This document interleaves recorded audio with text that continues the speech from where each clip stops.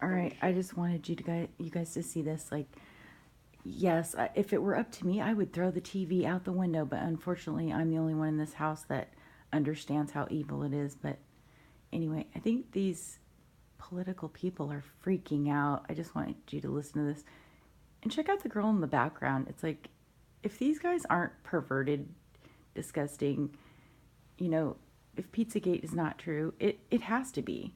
Just by their behavior, their secrecy, the way that there's so many police and security whenever they get together, we can't get anywhere near them. It's not for they're not for our protection whatsoever. So anyway, I just want you to listen to this. Rely on their integrity. We rely instead on Congress to exercise checks and balances in performing its routine oversight duties. Finally, I would like to say that we are in a peculiar moment in our history that makes this issue particularly urgent. Everything I've just said about overclassification could have been said 10 years ago or 20 years ago. This is a stubborn and persistent problem. But there is something different today. We're living in a period of unusual political instability that I believe requires even greater transparency.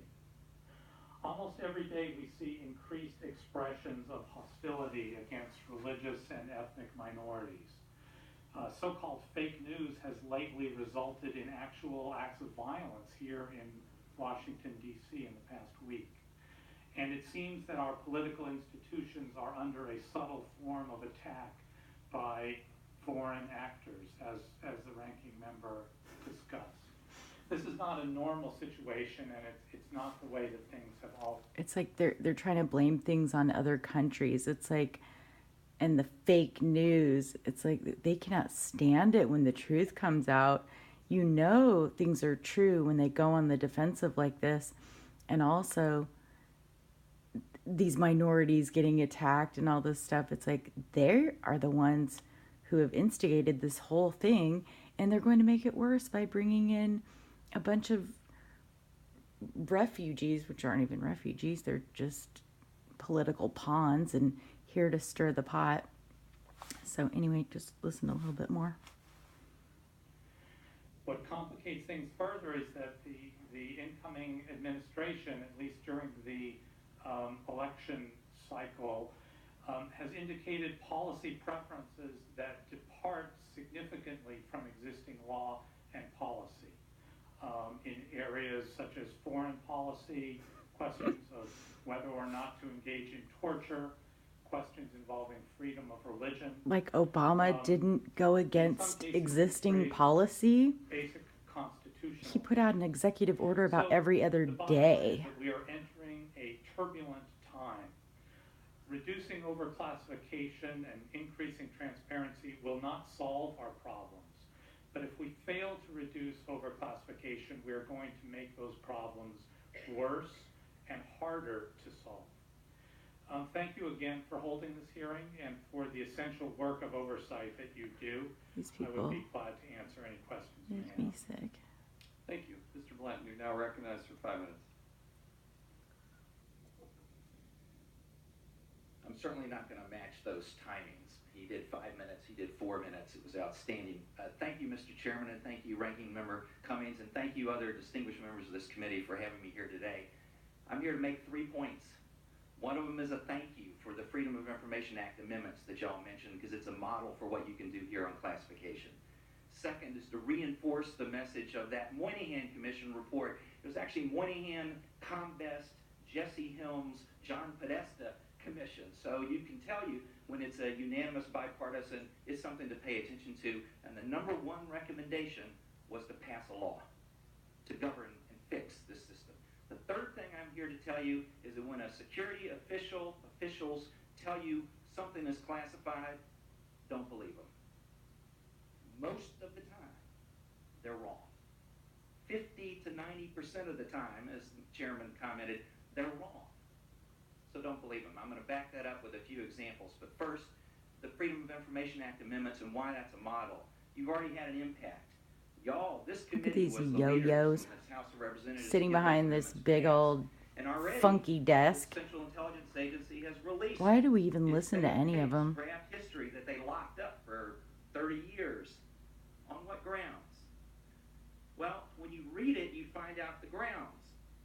The historian who wrote it and drafted it said, after more than 20 years, it appears that fear of exposing the agency's dirty linen rather than any significant security information is what prompts continued denial of requests for release of these records. Yep, That's the norm in the bureaucracy. sure is.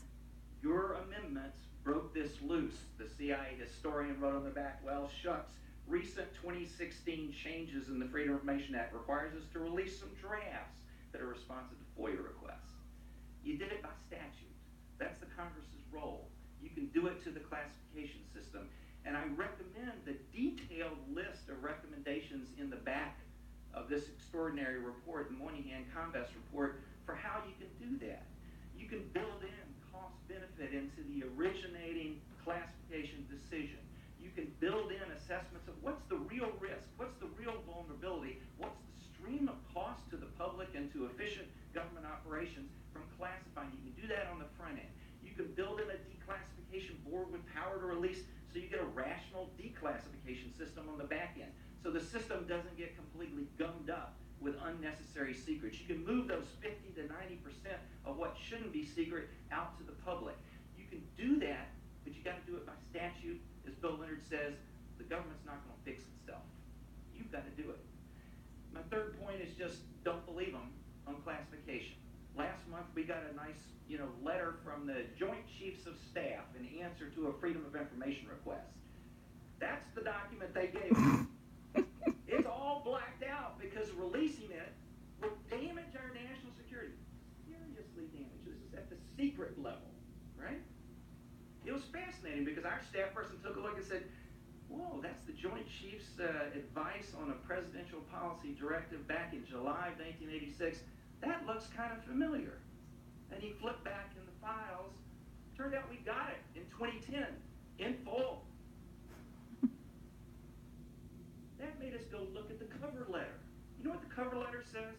It says, we have coordinated your Freedom of Information review in consultation with the Joint Staff and the National Security Council. This is from the Office of Secretary of Defense. It says OSD and NSC have no objection to declassification in full. However, Mr. Mark Patrick of the Joint Staff thinks it ought to be classified, and thus you got the Black Lodges. Classic case. One office doesn't agree with another office. One says it's been released for 6 years, another says it's going to damage our national security. Attached to my testimony, I got a half dozen other examples where it's not even one office, another office, it's the same reviewer, 1 week apart, had diametrically opposed views of what would damage our national security from release. So Yeah, it's all ridiculousness. We need to just scrap the whole system. I think it's going to be scrapped anyway. I don't think even we have to do anything. But just in case, it's up to us. We need to. All right, bye.